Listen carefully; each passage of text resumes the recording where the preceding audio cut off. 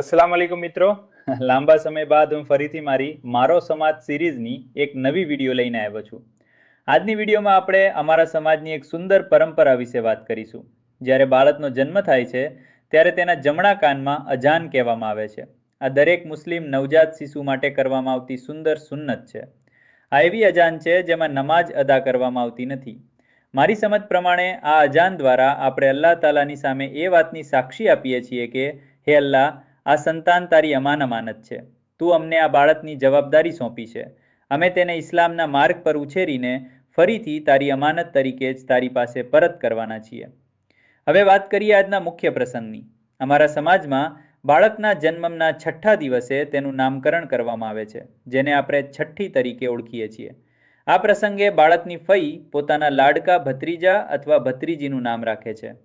સાથે બાળકના હાથમાં કે કમરમાં કાળો દોરો પણ બાંધવામાં આવે છે।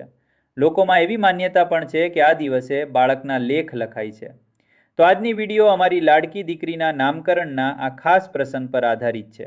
ચાલો જોઈએ કે અમારા સમાજમાં નામકરણની વિધિ કેવી રીતે કરવામાં આવે છે, અને સાથે જાણીએ કે અમારા સોહરુ ગ્રુપના આ નવા નાનકડા મેમ્બરને શું સુંદર નામ આપવામાં આવે છે। વિડીયો ગમે તો લાઈક કરજો, ચેનલને સબસ્ક્રાઇબ કરજો અને તમારા પરિવાર તથા મિત્રો સાથે શેર કરજો।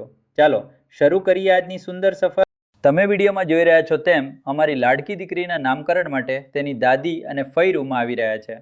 તમે તેમના હાથમાં ગિફ્ટની બેગ પણ જોઈ શકો છો, જેમાં દીકરી માટે લાવવામાં આવેલી ભેટો છે। બાળકના નામકરણની આ વિધિમાં 5 કુવાસીઓ ભેગી થઈને આ રસ્મની શરૂઆત કરે છે। આગળ તમે જોઈ રહ્યા છો તેમ ફઈ પોતાની લાડકી ભત્રીજી માટે નવા વસ્ત્રો લઈને આવી છે। આ પરંપરા મુજબ બાળકને પહેરાવવામાં આવતું પહેલું એવું કપડું હોય છે જે ધોયા વગર જ પહેરાવવામાં આવે છે। ત્યારબાદ બાળકના હાથ અને પગમાં કાળા રંગના દોરડા બાંધવામાં આવે છે અને તેના કાનની પાછળ કાળું ટીપકું કરવામાં આવે છે, જે તમે આ વિડીયોમાં જોઈ રહ્યા છો।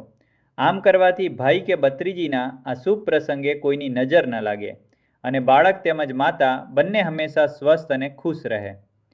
ત્યાર પછી આ શુભ પ્રસંગે હાજર તમામ મહિલાઓને અત્તર લગાવવામાં આવે છે। અને હવે આવે છે આ વિધિની સૌથી ખાસ ક્ષણ।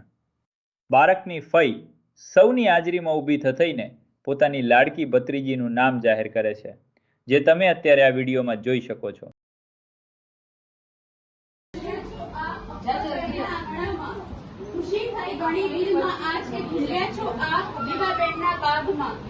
પુષ્પ બની મહેકશો સદાય કિંજલબેનના અંતરમાં, બની સિતારો ચમકશો સદાય નિશાંતભાઈના નયનમાં, બની કિંજલ ફરી કરશે કિલકારીઓ યાસીનભાઈ અને મુમતાજબેનના દિલમાં, બની ફાતિમા કાકી અને આસિમ કાકાની લાડકવાઈ, ફોઈ ફાતમાબેન, સુફિયા, મુશરફ, રોઝાના અને અરીઝાની જૂની યાદો કરવા આવી છે તાજી।